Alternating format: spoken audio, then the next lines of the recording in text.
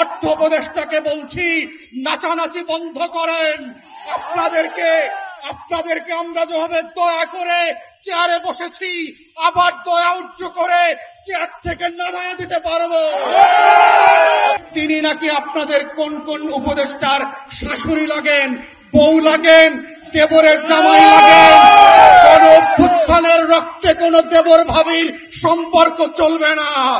আমরা দেখলাম অন্তর্বর্তীকালীন সরকার একদল বাটপার লুটেরাদেরকে বিভিন্ন ব্যাংক থেকে এনে স্টক এক্সচেঞ্জে বসিয়ে প্রমাণ করেছে বাংলাদেশে যাদেরকে আমরা জুলাই আগস্টের গণ অভ্যুত্থানে রক্ত দিয়ে দয়া করে উপদেষ্টা বানিয়েছিলাম, তারা 33 লক্ষ পরিবারের বিরুদ্ধে যুদ্ধ ঘোষণা করেছে। এজন্য গণ অভ্যুত্থান, এজন্য শেখ পরিবারকে দিল্লিতে পাঠানো হয় নাই, এজন্য আওয়ামী লীগকে আমরা গণভবনের জাদুঘরে পাঠাই নাই, এজন্য নতুন নতুন উপদেষ্টা বানানো হয় নাই। তাই অন্তর্বর্তীকালীন সরকারকে বলছি, যেই রাশেদ মাকসুদের জায়গা হবার কথা ছিল জেলখানাতে, যে একের পর এক ব্যাংক লুট করে ব্যাংকগুলোকে তামা করে দিয়েছে, 33 লক্ষ মানুষের অভিভাবকত্বের দায়িত্ব এই ডাকাতের হাতে আপনারা কিভাবে তুলে দিলেন? এই ডাকাত গণমানুষের সিদ্ধান্ত হতে পারে না। তাই আজকে বলছি, বিল্ডিং এর ভিতরে যেই সকল কমিশনাররা অবৈধভাবে লুটপাটের চেয়ারে বসে মার্কেটের ডাকাতি করবার চক্রান্ত করে যাচ্ছেন দিনের পর দিন এবং মাসের পর মাস, আপনারা অবিলম্বে পদত্যাগ করবেন, ভদ্রভাবে করে দুদকের মামলায় পুলিশের কাছে আত্মসমর্পণ করবেন। লুটপাটকারীদেরকে পুনর্বাসন করার রাজনীতি বাংলাদেশে আর হতে দেওয়া যাবে না। তাই আমাদের বক্তব্য খুব পরিষ্কার, বাংলাদেশে পুঁজিবাজারে বিনিয়োগকারীদের পক্ষ থেকে বারবার যে যৌক্তিক দাবিগুলো করা হয়েছে, আমরা দেখতে পাচ্ছি অর্থ উপদেষ্টা এবং অন্যান্য বাণিজ্য উপদেষ্টা থেকে শুরু করে এগুলোকে ছেলে খেলার মোয়ার মতো করে নাচনিপুরির মতো করে খেলছেন। অর্থ উপদেষ্টাকে বলছি, নাচানাচি বন্ধ করেন। আপনাদেরকে আমরা যেভাবে দয়া করে চেয়ারে বসেছি, আবার দয়া উচ্চ করে চেয়ার থেকে নামায় দিতে পারবো।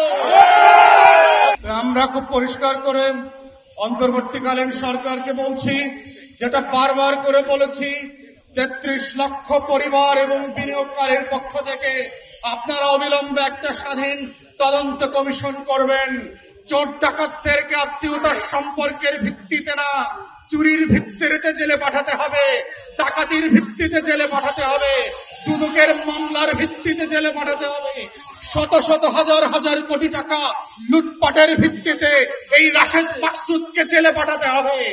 আমরা দেখলাম শুধু রাশেদ মাকসুদ না, এর আগের যে চেয়ারম্যান পুঁজিবাজারকে লুটপাট করে শেষ করে দিয়ে গেছে, যার লুটপাটের প্রপার্টির লেনদেনের বক্তব্য, সিঙ্গাপুরে টাকা পাচারের ঘটনা পৃথিবীর বিভিন্ন গণমাধ্যমে প্রকাশিত হয়েছে, তাকে এখন পর্যন্ত আপনারা গ্রেফতার করেন নাই।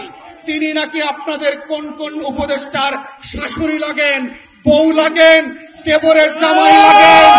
কোন অভ্যুত্থানের রক্তে কোন দেবর ভাবির সম্পর্ক চলবে না। কোন অভ্যুত্থানের রক্তের একটাই সম্পর্ক, সেটা হচ্ছে ন্যায্যতার সম্পর্ক, সেটা হচ্ছে ইনসাফের সম্পর্ক, সেটা হচ্ছে বৈষম্যহীন পুঁজি বাজার গঠনের সম্পর্ক। আমাদের বক্তব্য আমরা বারবার বলেছি, এই কমিশন করে আপনাদেরকে পুঁজিবাজার পরিচালনা পর্ষদের শুধুমাত্র কমিশন করলে হবে না, বিনিয়োগকারীদের প্রতিনিধি নিতে হবে, যাদের পুঁজি তাদের প্রতিনিধিত্বের ভিত্তিতে আলাদা পর্ষদ করতে হবে। কোন সিদ্ধান্ত বিনিয়োগকারীদের বাহিরে পরামর্শ করা ছাড়া সচিবালয়, গুলশান ক্লাব আর ঢাকা ক্লাবে বসে আপনারা সিদ্ধান্ত নেবেন, সেই সিদ্ধান্ত জনমানুষের সিদ্ধান্ত। তাই এই সিদ্ধান্তের প্রত্যেকটা স্তরে স্তরে পুঁজিবাজারে যারা বিনিয়োগকারী ভাই বোনরা আছেন তাদের সাথে গণশুনানি করতে হবে। এই কমিশনকে পদচ্যুত করে নতুন যে কমিশন প্রস্তাব করবেন সেই কমিশনের সদস্যদের ব্যাপারে এই পুঁজিবাজারের বিনিয়োগকারীদের পরামর্শ নিতে হবে, তাদের আস্থা আছে কিনা সেই সকল ব্যক্তির ব্যাপারে। ঢাকা স্টক এক্সচেঞ্জ, আইসিবি যাদের ব্যাপারে পুঁজিবাজারে বিনিয়োগকারীদের আস্থা নাই এমন কোন ব্যক্তিদেরকে আমরা এই সকল চেয়ারে দেখতে চাই না এবং ভবিষ্যতে দেখা হবে না। যদি আপনারা সত্যিই পুঁজিবাজার সংস্কার টাস্কফোর্স করে থাকেন, এই টাস্কফোর্সে পটপটদের নাম দেখতে পাচ্ছি কেন? যারা বিভিন্ন ভাবে ফোর্স সেল করছে, লুটপাট করে দাম বাড়ায় এবং কমায়, সেই সকল ব্যক্তিদেরকে দিয়ে সংস্কারের নাটক আমাদেরকে দেখাবেন না। ওই সংস্কারের নাটক আমরা মানি না। অতএব যে টাস্কফোর্স করা হয়েছে, ফোকাস গ্রুপ করা হয়েছে, ইতিমধ্যে আমরা দেখেছি পুঁজিবাজারের বিনিয়োগকারীরা এই ফোকাস গ্রুপের ব্যক্তিদের ব্যাপারে তাদের ক্রেডিবিলিটি এবং সততা নিয়ে প্রশ্ন তুলেছে। এমন লোকদেরকে কোনোভাবেই আমরা এই টাস্কফোর্সে আর ফোকাস গ্রুপে দেখতে চাই না।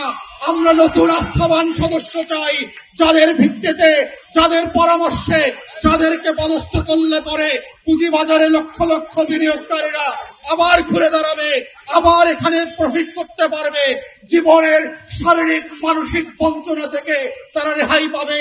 তেমন পুঁজিবাজার গঠনের আহ্বান জানিয়ে আমার বক্তব্য এখানে শেষ করছি।